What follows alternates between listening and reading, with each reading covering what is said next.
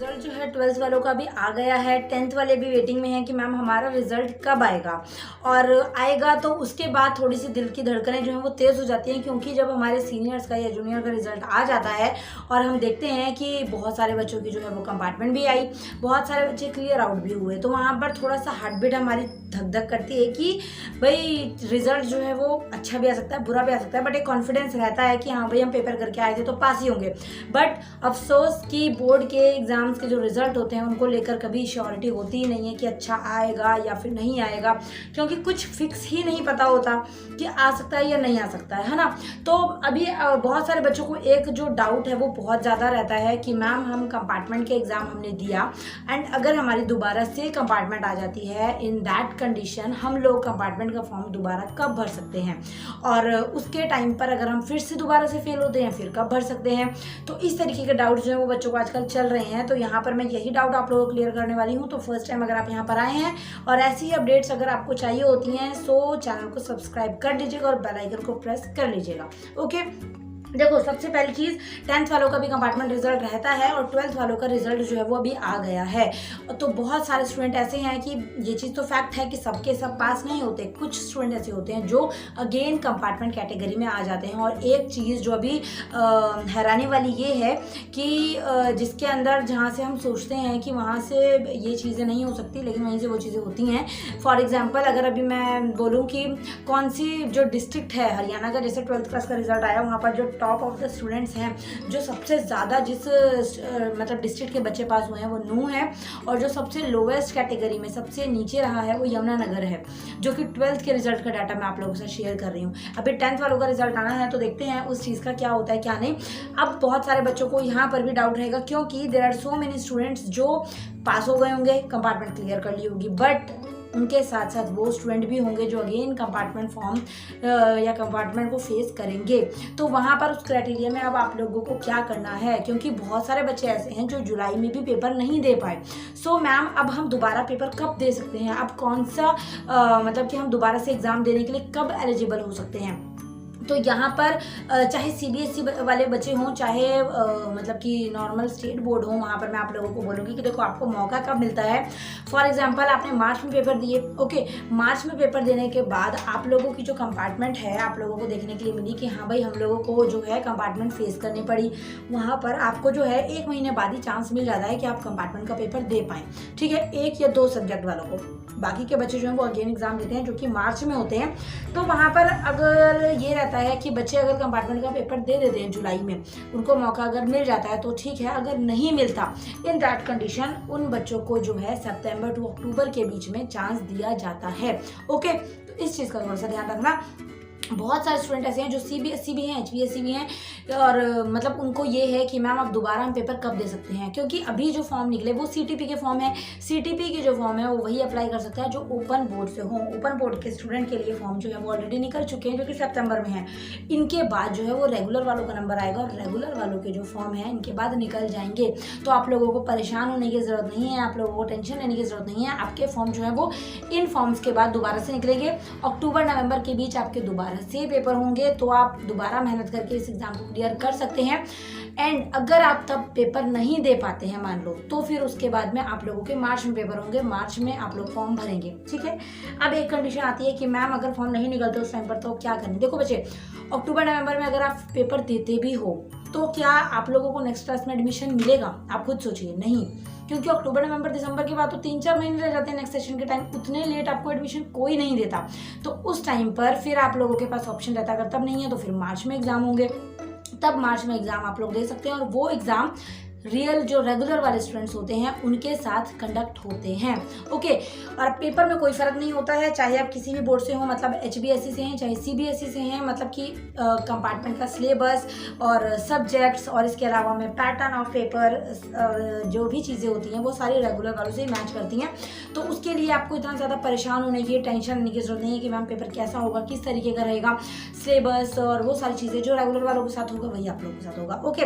तो अभी जो भी बच्चे कंपार्टमेंट में रहेंगे और कंपार्टमेंट में फिर कंपार्टमेंट अगर आ गई है तो इस कंडीशन में आप लोगों को थोड़ा वेट करना है। आपके फॉर्म सितंबर के लास्ट तक या मिड तक निकल जाएंगे, देन उसके बाद आप उस फॉर्म को दोबारा अप्लाई कीजिए। अक्टूबर में आप लोगों का एग्जाम हो जाएगा। उसके बाद आप लोगों का रिजल्ट जो है वो 1 महीने के अंदर आ जाता है, तो वहाँ पर आप उस पेपर को क्लियर कर सकते हैं। और अगर नहीं फॉर्म होते उस टाइम पर या आप एलिजिबल नहीं है या आप नहीं भर पाते, देन 99.9% नहीं 100% आप लोगों के मार्च में जो है वो फॉर्म होते हैं। और मार्च में हर किसी स्टूडेंट को मौका दिया जाता है कि वो एग्ज़ाम दोबारा से दे पाए, चाहे आप मतलब कि नॉर्मल बोर्ड से हैं, चाहे आप HBSE से हैं, CBSE से हैं, आप 10th से हैं, आप 12th से हैं, डजंट मैटर। ओके, आप लोग सिंपली जो है दोबारा से पेपर दे सकते हैं। मार्च में रेगुलर वालों के साथ आपका एग्ज़ाम दोबारा से कंडक्ट हो जाता है। ओके, अब और कुछ स्टूडेंट्स जो हैं वो ये सोचते हैं कि मैम हम ओपन से एग्ज़ाम दे दें या फिर NIOS से दे दें, तो उसमें क्या है, मतलब कि हम दे सकते हैं या नहीं दे सकते हैं, तो कोई प्रॉब्लम नहीं होती है। लेकिन अकॉर्डिंग टू मी, मैं आप लोगों को अपने एक्सपीरियंस से यही बोलूँगी कि जितना हो सकता है आप ओपन से या फिर NIOS से दूर ही रहें, ठीक है। पर्टिकुलर बोर्ड के ऊपर ही ट्रस्ट रखें, बोर्ड से ही एग्ज़ाम क्लियर करें। क्योंकि देखो, अगर आप अभी NIOS से करते हो या फिर आप ओपन बोर्ड से कर लेते हो, पेपर दे देते हो, तो कहीं कहीं क्राइटेरिया ऐसा होता है जहाँ पर वो वाले DMC, वो वाले मार्क्स आपके एलिजिबल नहीं होते। फॉर एग्जांपल, अगर आप मेडिकल स्ट्रीम में जाना चाहते हैं, तो मेडिकल एग्जाम्स अगर आप आगे जाके देना चाहते हैं, तो वहाँ पर आपकी NIOS DMC कारगर नहीं होती। वहाँ पर वो साफ साफ बोल देंगे कि ये DMC वहाँ नहीं चलेगी। इसलिए जब आप फॉर्म भरते हैं तो आप लोगों को ध्यान देना है कि एक बार उनकी कंडीशंस पढ़ें कि ये चीज़ कहाँ कहाँ पर एलिजिबल नहीं है। हो सकता है कि आप वही चीज़ की तैयारी कर रहे हो और आगे जाके आपको प्रॉब्लम हो। तो इसमें जेन्युइन तरीके से मैं एडवाइस करती हूँ कि बच्चा आगे जाके फंसे ना, उसको कोई प्रॉब्लम ना हो, जितना हो सकता है वो जेन्युइन तरीके से क्लियर करे। ओके, तो यहाँ पर मैं एक चीज़ आप लोगों को बोलती हूँ कि देखो, कुछ टाइम जाता है, लेकिन अगर हम क्लियर बोर्ड से कर लेते हैं तो उसमें कोई ज़्यादा फर्क नहीं रह जाता है। तो आप लोग बोर्ड से ही तैयारी करें, कोशिश करें कि बोर्ड के एग्ज़ाम मतलब कि CBSE के थ्रू ही आप पेपर दें, ओके, और CBSE के थ्रू ही आप क्लियर करें, ताकि या HBSE से है तो HBSE से करें। NIOS में घुसने की ज़रूरत नहीं है, ओपन बोर्ड में घुसने की ज़रूरत नहीं है। मतलब कि सिंपल तरीका यही होता है, जब आप लोगों के फॉर्म निकलते हैं, अब स्टेट बोर्ड वाले हों चाहे CBSE वाले हों, कंपार्टमेंट में अगर आप आ गए हैं, इट्स ओके, कोई बात नहीं, आपका बोर्ड सेम वही रहेगा जिससे आप दे रहे हैं, चाहे CBSE चाहे HBSE। बट अगर आप NIOS में घुस जाते हैं तो ये एक ओपन बोर्ड अलग से हो जाता है ना। तो इसके अंदर आपका national institute of open schooling opening, ठीक है, तो यहाँ पर आपका ओपन स्कूल से है ये बोर्ड है, और सेंट्रल बोर्ड ही है। इसमें कोई ऐसा नहीं है कि ये कुछ फेक वगैरह है बोर्ड ही, लेकिन कई जगह पर ये एलिजिबल नहीं होता। इसकी DMC बच्चों को बहुत ज़्यादा आगे जाके परेशान करती है।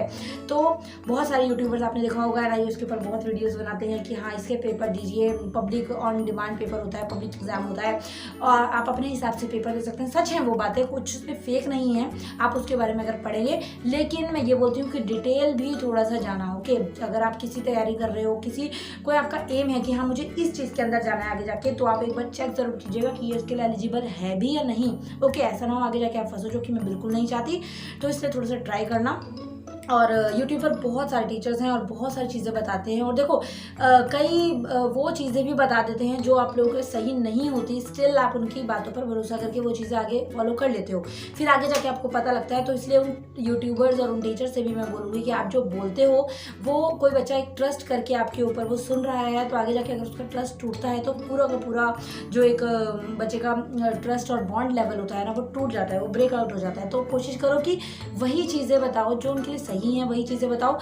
हर एक चीज़ की बुराई ना करो, बिल्कुल ना, बिल्कुल अच्छाई करो, मॉडरेट उनको वे दो कि हाँ आप कर भी सकते हो, बट एक बार चेक करने की ज़रूरत है। ओके, चेक करने के लिए आपके पास बहुत सारे आपके सीनियर्स हैं, कजन्स हैं, ब्रदर्स हैं, सिस्टर्स हैं, टीचर्स हैं, ट्यूटर्स हैं, मैं भी हूँ।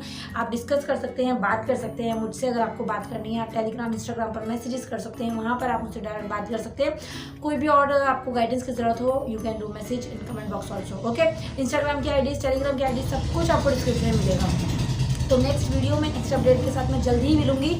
तब तक के लिए thank you so much for watching and make sure to subscribe the channel. अगर आपको वीडियो पसंद आई, वीडियो को लाइक करना, और जो भी बच्चे कंपार्टमेंट के बाद अभी परेशान हों, जो आगे के एग्जाम के लिए परेशान हों, उनको वीडियो शेयर करना। और शेयर करने के तरीके आप लोगों को पता ही हैं, आप लोग इतने ज़्यादा सोशल प्लेटफॉर्म यूज़ करते हो, तो कहीं भी वीडियो का लिंक डाल देना, वहीं से शेयर हो जाएगी। अगर आप ऐसा करते हो तो thank you so much for that, क्योंकि हेल्पलेस स्टूडेंट की हेल्प करना बहुत ही बड़ी बात है। कि कई ऐसे स्टूडेंट्स हैं आज के टाइम में भी जिनको गाइड करने के लिए आज के टाइम में कोई नहीं है, उनके पेरेंट्स को भी इतनी नॉलेज नहीं है। तो अगर आपके पास कोई आता है तो आप उसको गाइड जरूर कीजिए, जितना आपको पता है वो बताइए, गलत गाइड मत कीजिए बस, ठीक है। ओके, नेक्स्ट वीडियो में मिलती हूँ। Thank you so much for watching, bye bye.